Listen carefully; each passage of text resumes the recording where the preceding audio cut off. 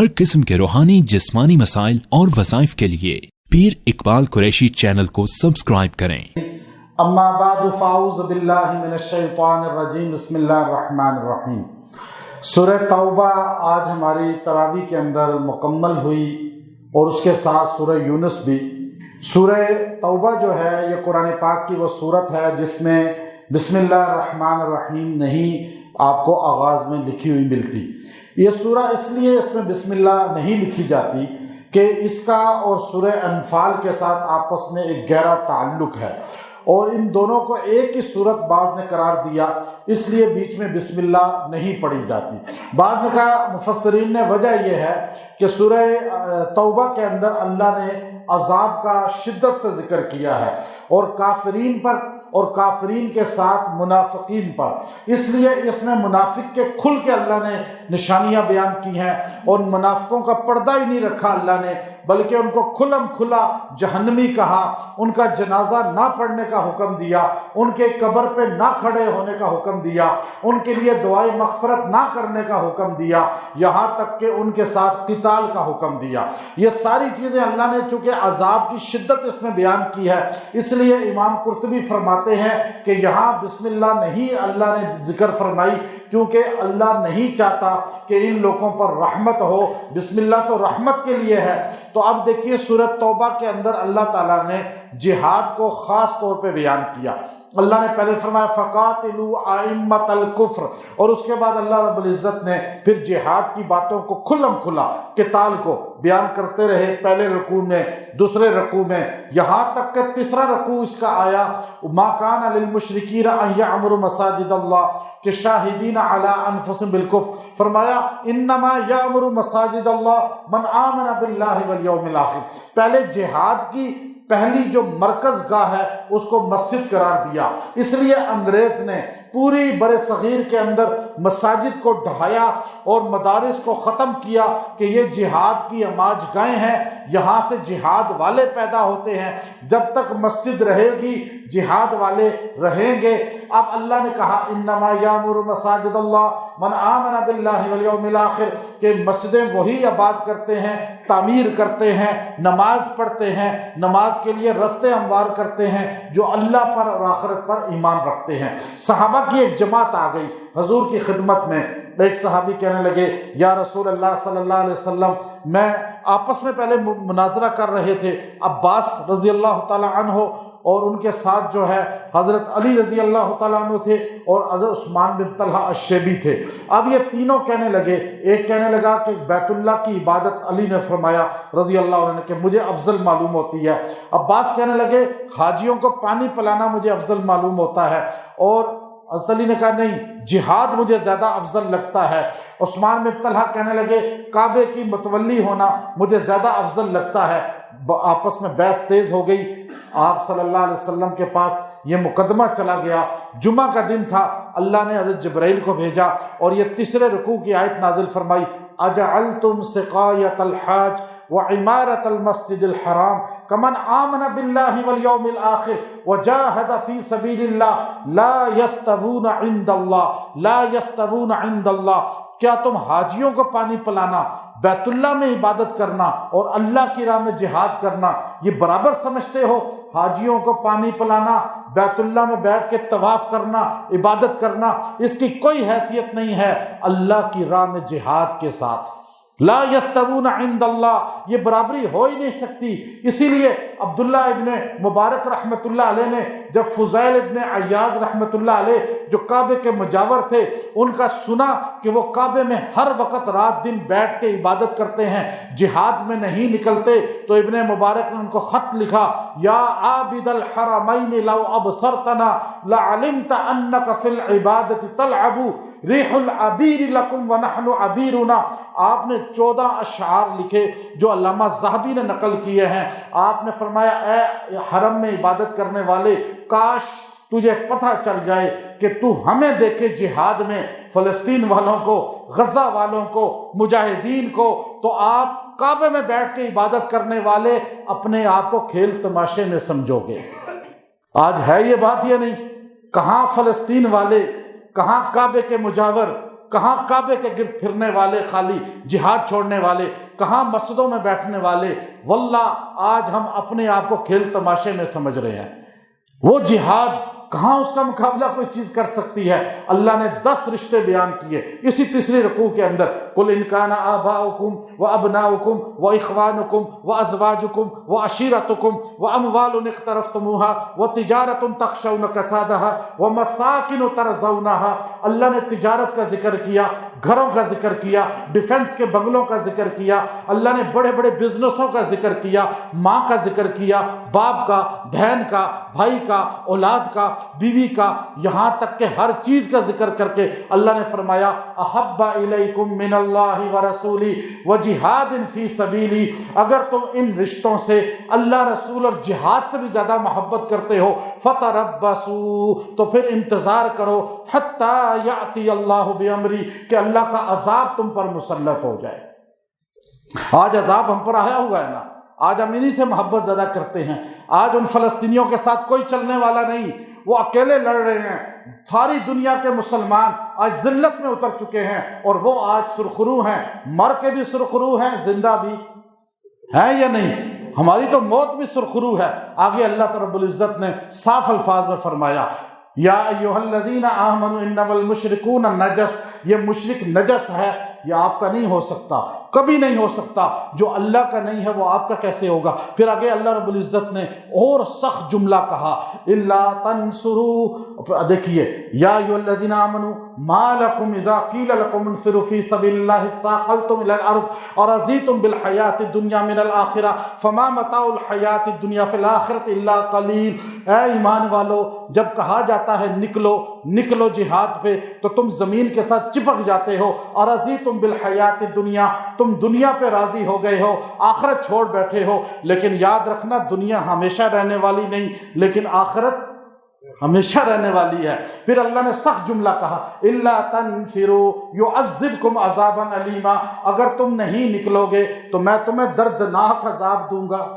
آج ملا ہوگا یہ نہیں ملا ہوگا؟ ہم سمجھتے ہیں جہاد میں جا کے مر جائیں گے، کیا آکسیجن لگ کے نہیں مریں گے؟ کیا وینٹیلیٹر پر نہیں مریں گے؟ کیا روڈ ایکسیڈنٹ میں نہیں مریں گے؟ کیا گھروں میں نہیں مریں گے؟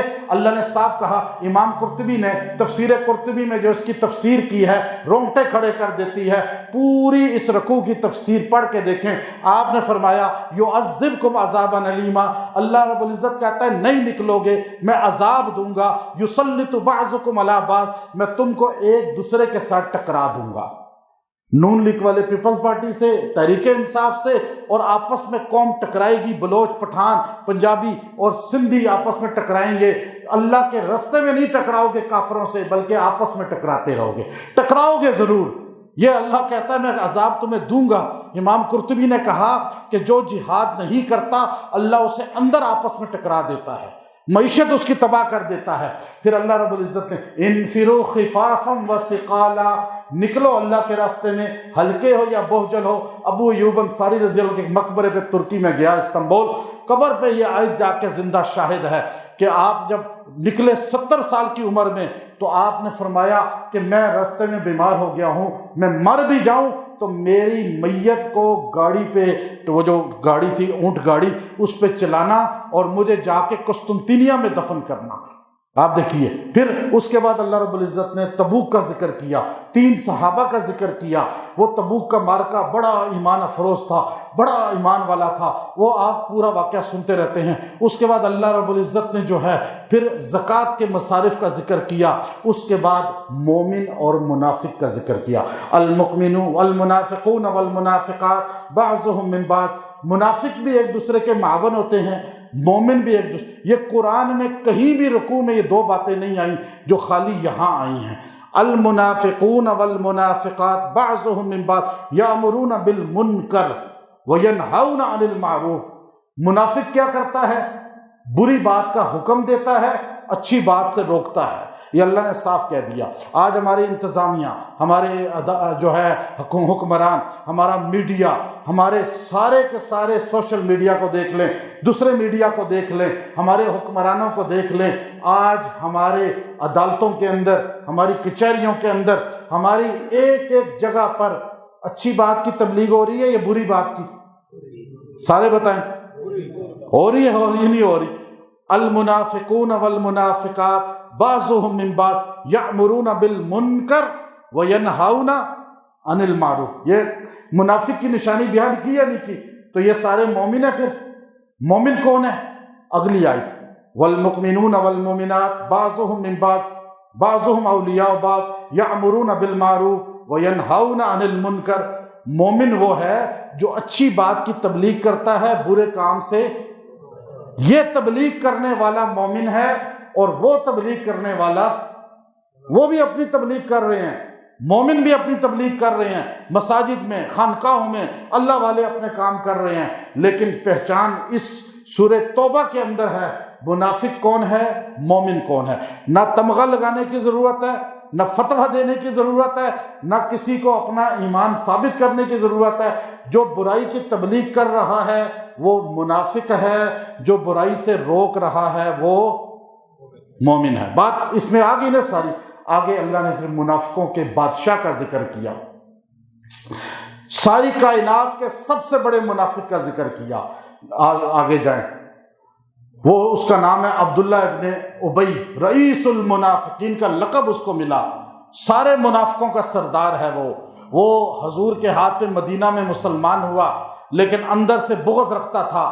اور اس کے ساتھ ایک ٹولہ تھا. مدینے میں 2 پہاڑیاں ہیں، ایک جبل احد ایک جبل حمار. جبل احد مسلم شریف میں ہمارے آقا نے فرمایا میں اس سے محبت کرتا ہوں، یہ مجھ سے محبت کرتا ہے، یہ جنت میں میرے ساتھ ہوگا. اور اس پہاڑ پہ حضور صحابہ کے ساتھ بیٹھتے تھے. حمار وہ پہاڑ ہے جس پہ منافق شام کو بیٹھا کرتے تھے، حضور کے خلاف پلاننگ کیا کرتے تھے. حضور نے فرمایا یہ پہاڑ بھی منافقوں کے ساتھ دوزخ میں جائے گا. جہاں منافق بیٹھتا ہے وہ جگہ بھی دوزخی ہے. تو اب آپ دیکھیے وہ عبداللہ رئیس المنافقین، وہ کلمہ نہیں پڑھا، دل سے کلمہ ظاہراً پڑھ لیا، نماز پڑھتا تھا، ساتھ رہتا تھا، لیکن بغض رکھتا تھا. یہاں پتہ کیا چلا سورۃ توبہ میں؟ منافق کس کو کہتے ہیں؟ جو ظاہری کلمے کا اعلان کرتا ہے، اندر سے نبی اور صحابہ سے بغض رکھتا ہے نا. یہ بات کس سے عبداللہ ابن ابی بغض رکھتا تھا؟ حضور اور صحابہ سے. سورۃ توبہ کی تفسیر بتاتی ہے منافق اس کو کہتے ہیں جو نبی اور نبی کے صحابہ اہل بیت سے بغض رکھتا ہو. قیامت کی صبح تک جو نبی اور نبی کے صحابہ اہل بیت سے بغض رکھے گا وہ ہے ہی منافق، وہ اس سورہ کے منافقین میں شامل ہے. اب وہ منافق کیا کہنے لگا کہ ہم عزت والے ان ذلیلوں کو تبوک سے واپسی پہ مدینے سے نکال دیں گے. سورہ منافقون سوری پوری پڑھیں. اللہ نے قرآن نازل وَلِلَّهِ الْعِزَّةُ وَلِرَسُولِهِ وَلِلْمُؤْمِنِينَ وَلَكِنَّ الْمُنَافِقِينَ لَا يَعْلَمُونَ. ان منافقوں کو کیا پتا اللہ رسول کی عزت کیا ہے، صحابہ کی عزت کیا ہے، وہاں ذکر کیا. اب یہ عبداللہ رئیس المنافقین کھلا منافق. مسجد زرار کا ذکر بھی آگے آ چکا ہے، وہ انہوں نے بنائی تھی، حضور نے اسے مسمار کروایا تو یہ منافق مر گیا. کہنے لگا بیٹا، اپنے بیٹا، نیک بیٹا اس کا، مومن بیٹا، عبداللہ اس کا نام بھی تھا، کہا حضور سے کہنا مجھے کرتا پہنا دیں اپنا، حضور سے کہنا میرا جنازہ پڑھا دیں. حضور کے پاس ڈیڈ باڈی لائی گئی. یا رسول اللہ آپ جنازے کے لیے چلیں. حضور نے کھڑے ہو گئے. یا رسول اللہ اپنا کرتا دے دیں، اس نے کہا تھا. حضور نے کرتا دے دیا. حضرت عمر تلوار لے کے یا رسول اللہ ایسا بدبخت جس نے سیدہ عائشہ پہ تہمت لگائی، ایسا بدبخت جس نے آپ کے گھرانے پہ تہمت لگائی، اہل بیت پہ تہمت لگائی، آپ کی ذات پہ الزام لگائے، صحابہ پہ الزام لگائے، یا رسول اللہ آپ اپنی قمیص نہ دیں، یا رسول اللہ آپ جنازہ نہ پڑھائیں. حضور چلے. عمر آپ کا دامن پکڑے پکڑے ساتھ التجا کر رہے تھے. حضور نے فرمایا کہ اس کو میرا کرتا دے دو. امام ابن کثیر نے لکھا کہ کرتا کیوں دیا حضور نے؟ پتہ تھا وہ منافق ہے، پتہ تھا کہ وہ مخالف ہے صحابہ اہل بیت کا. اس لیے کہ بدر کے اندر جب حضور کے چچا محبوب چچا عباس رضی اللہ تعالیٰ عنہ قیدی بن کے آئے تھے تو ان کے جسم پہ پرانا کپڑا تھا، قد ان کا لمبا تھا، کسی کا کرتا ان کو پورا نہیں آتا تھا.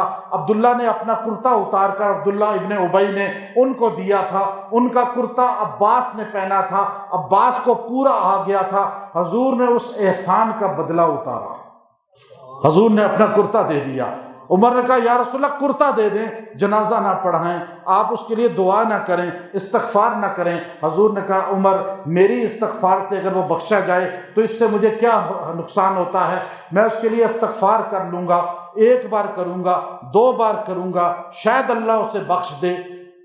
جب حضور وہاں گئے جنازہ پڑھا، بعض کہتے ہیں نہیں پڑھا، بعض کہتے ہیں پڑھا دیا، اللہ نے قرآن نازل فرمایا استغفر لہم او لا تستغفر لہم ان تستغفر لہم 70 مرہ، میرے نبی آپ اس کے لیے 1 بار استغفار کریں، 2 بار استغفار کریں، 70 بار بھی استغفار کریں، میں اس کو بخشوں گا نہیں۔ فلن یغفر اللہ، کیوں کہ یہ آپ اور صحابہ کا، جو نبی کے صحابہ کا دشمن ہو اس کے لیے دعا کہاں لکھا ہے؟ یہاں قرآن میں لکھا ہوا ہے نا۔ اچھا اس سے آگے بڑھیں، تھوڑا سا آگے گئے، حضور قبر پہ چلے گئے تھے، حضور نے جنازہ پڑھا دیا تھا، اللہ نے اگلی آیت اتاری۔ اللہ کو نبی کے صحابہ سے اتنا پیار ہے کہ اللہ کو بھی اس پر پورا اکتفا نہیں ہوا، بلکہ اللہ نے کہا وَلَا تُصَلِّ عَلَىٰ أَحَدٍ مِّنْهُمْ مَاتَ أَبَدًا وَلَا تَقُمْ عَلَىٰ قَبْرِي، اے میرے پیغمبر آج کے بعد قانون بن چکا ہے، جو نبی کے صحابہ کا دشمن ہوگا، اہل بیت کا دشمن ہوگا، آپ نے اس کی نماز جنازہ نہیں پڑھانی، وَلَا تَقُمْ عَلَىٰ قَبْرِي، اس کی قبر پہ دعا بھی جا کے نہیں کرنی، اس کے قبرستان میں بھی نہیں جانا۔ یہ حکم کہاں سے آیا؟ اسی لیے تو بسم اللہ نہیں ہے سورہ توبہ میں۔ آگے پھر فرح المخلفون، پھر تبوک کا ذکر، پھر منافقوں کا ذکر، اس کے بعد آپ دیکھیے 11ویں پارے کے آغاز میں اللہ تعالیٰ نے اعراب بدوؤں کا ذکر کیا، پھر اس کے بعد اللہ نے صحابہ کا، پہلے منافقین کی سختی ان کی گرفت، اس کے بعد اللہ نے ایک دم صحابہ کی شان شروع کر دی۔ بعض لوگ کہتے ہیں فتح مکہ سے پہلے والے اور بعد والے 2 برابر نہیں ہیں، ہم تو بعد والوں، فتح مکہ کے بعد والوں کو برا کہتے ہیں۔ حضرت میر معاویہ رضی اللہ تعالیٰ عنہ اور حضرت عقیل، دیکھیں فتح مکہ کے بعد اگر آپ برا کہتے ہیں تو عباس ہمارے نبی کی چچا فتح مکہ کے بعد مسلمان ہوئے، مولا علی رضی اللہ عنہ کے بڑے بھائی عقیل بن ابی طالب رضی اللہ تعالیٰ عنہ فتح مکہ کے بعد مسلمان ہوئے، بڑے بڑے صحابہ ہیں جو فتح مکہ کے بعد مسلمان ہوئے، آپ ان کو کیوں نہیں کہتے کہ وہ بھی نہیں بخشے جائیں گے؟ اگر امیر معاویہ رضی اللہ تعالیٰ عنہ اور ابو سفیان رضی اللہ عنہ کو آپ برا کہتے ہیں، اللہ نے کہا والسابقون الاولون من المہاجرین والانصار والذین اتبعوهم بإحسان رضی اللہ عنہم ورضوا عنہ وأعد لهم جنات تجری تحتها الانہار خالدین فیہا۔ اللہ نے یہاں 2 باتوں کو ذکر کیا، جو سبقت لے جانے والے پہلے ہیں اور بعد والے، اللہ دونوں سے راضی ہے، وہ ہمیشہ جنت میں رہیں گے، اللہ نے خود ان کا ذکر کر دیا۔ پھر آپ مسجد نبوی میں جاتے ہیں، روضہ رسول کے ساتھ ریاض الجنہ میں ایک ستون ہے جس کا نام ابو لبابہ ہے، جو وہاں 2 رکعت نفل پڑھتا ہے توبہ کے، اللہ اس کے پچھلے سارے گناہ معاف کر دیتا ہے۔ وہاں ایک صحابی تھے ابو لبابہ، ان سے غلطی ہو گئی، آپ نے اس ستون کے ساتھ اپنے آپ کو باندھ لیا اور آپ نے کہا جب تک اللہ قرآن میں میری توبہ قبول نہیں کرے گا، اللہ عرش سے نازل نہیں کرے گا قرآن، میں اپنی توبہ کو قبول نہیں سمجھوں گا۔ حضور نے کہا کہ دیکھ اللہ تیرے بارے میں فیصلہ کرے گا، اس وقت تک انتظار کر۔ یہاں تک کہ 1 دن 2 دن کئی دن گزر گئے، وہ اپنے آپ کو باندھے رہتے تھے، صرف نماز ادا کرتے تھے، پھر باندھ لیتے تھے، کھانا نہیں کھاتے تھے، تھوڑا سا پانی پیتے تھے۔ حضور بھی کن اکھیوں سے ان کو دیکھ دیکھ کے خوش ہوتے تھے کہ میرا صحابی کتنا اللہ سے تعلق ہے اور کتنا اس کے اندر گناہ کی نفرت ہے۔ آخر اللہ نے یہ آیت نازل فرمائی وآخرون اعترفوا بذنوبهم خلطوا عملا صالحا وآخر سیئا، کہ اللہ تعالیٰ سے یہ لوگ وہ ہیں جو کبھی گناہ کبھی نیکی کرتے ہیں لیکن اللہ سے امید رکھتے ہیں، اللہ ان کو معاف کرنے والا ہے۔ یہ آیت نازل فرما دی۔ اس کے بعد اللہ نے جو ہے آپ دیکھیے کہ حضرت ابو طالب کا انتقال ہوا، تو ابو طالب کے انتقال پر ہمارے آقا نے فرمایا میرے کان میں کلمہ پڑھ لو، بخاری شریف کی حدیث ہے، آہستہ سے پڑھ لو۔ انہوں نے کہا پڑھنا چاہا، ابو جہل پاس بیٹھا تھا، اس نے یوں اشارہ کیا کہ ڈرپوک ہو آپ، تو آپ نے فرمایا بھتیجے عرب کے لوگ مجھے بزدل کہیں گے کہ مرتے وقت خوف کی وجہ سے بھتیجے کا دین قبول کیا، میں مجبور ہوں، میں نہیں پڑھ سکتا، اور ادھر ہی فوت ہو گئے۔ حضور نے آپ کے لیے دعا کے کلمات کہے، قرآن اترا، ما کان للنبی والذین آمنوا ان یستغفروا للمشرکین، اے نبی یہ آپ کے لیے گوارا نہیں کہ آپ مشرکین کے لیے استغفار کریں، ولو کانوا اولی قربا، چاہے وہ آپ کا قریبی چچا ہی کیوں نہ ہو، قریبی ہی کیوں نہ ہو۔ آگے ابراہیم علیہ السلام کا ذکر کیا کہ ابراہیم نے بھی اپنے والد کے لیے استغفار کیا تھا جو قبول نہیں ہوا۔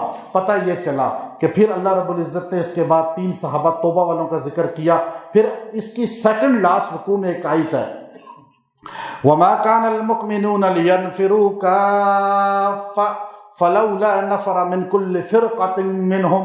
اب مولانا الیاس رحمۃ اللہ علیہ سے ان کے تبلیغ کا کام آپ نے کہاں سے شروع کیا؟ آپ نے ایک آیت میں بتایا، آپ کو جب روزہ رسول میں 3 رات ٹھہرایا گیا، وہاں جالی کے اندر سے مولانا حسین احمد مدنی رحمۃ اللہ علیہ کے بھائی وہاں خادم تھے اس وقت، تو انہوں نے اندر ٹھہرایا، تو وہاں پر آپ نے یہ 3 دن میں پوری ترتیب کو سیکھا۔ تو یہ آیت اس کا منشور ہے تبلیغ کا، فلولا نفر من کل فرقۃ منہم، آپ میں سے ایک نفر، ایک جماعت، ایک گروہ محلے میں سے، خاندان میں سے، شہر میں سے نکل جائے اللہ کے راستے میں، کیوں؟ طائفۃ لیتفقہوا فی الدین، تاکہ وہ جا کر سیکھے دین کے تفقہ کو، دین کی اصول کو، چیزوں کو، وَلِيُنذِرُوا قَوْمَهُمْ، پھر اپنی قوم رجعوا الیہم، اور لوگوں کو ڈرائے آ کر اپنی قوم میں، لعلہم یحذرون، اب جا کر سیکھے پھر آ کر کام کرے۔ یہ ترتیب اس سائد سے لے کر مولانا الیاس صاحب نے پوری دنیا میں کام کا آغاز کیا۔ ایک ہی وقت میں دارالعلوم دیوبند نے اپنے ہاں ایک علماء کی جماعت بنائی جو جا کر لوگوں کو دین سکھاتے تھے، ایک سیانت المسلمین مولانا تھانوی رحمۃ اللہ علیہ نے جماعت بنائی جو لوگوں کو کتابیں تقسیم کرتے تھے لکھی ہوئی، اور ایک مولانا الیاس صاحب نے جاہل، ان پڑھ اور دیہاتی لوگوں کی جماعت بنائی جو کلمہ سکھاتے تھے۔ آج پوری دنیا میں تبلیغی جماعت آپ کو امریکہ، پوری دنیا کے ایک ایک خطے میں نظر آئے گی۔ جو برکت اللہ نے ان کو دی ہے وہ کسی اور کو اللہ نے عطا نہیں فرمائی۔ اور پھر اس کی آخری آیت، جو چاہتا ہے کہ مجھے رسول اللہ صلی اللہ علیہ وسلم کی زیارت ہو، آپ کی خواب میں زیارت ہو، قیامت کے دن شفاعت ہو، اور حضور علیہ الصلوۃ والسلام مجھ سے راضی رہیں، تو مولانا زکریہ رحمۃ اللہ علیہ نے فضائل درود شریف میں لکھا کہ جو آدمی یہ چاہتا ہے، اس کی 2 آخری آیتیں، لقد جاءکم رسول من انفسکم عزیز علیہ ما عنتم، پوری 2 آیتیں، یہ جو روزانہ ہر نماز کے بعد 3 بار پڑھ کے 1 بار درود شریف پڑھے گا، اسے روز محشر رسول اللہ کی شفاعت ہوگی، اس کے سارے کام سہل ہو جائیں گے، اور اللہ رب العزت اس کو جو ہے نبی علیہ السلام کی خواب میں زیارت فرمائیں گے۔ وآخر دعوانا ان الحمد للہ رب العالمین۔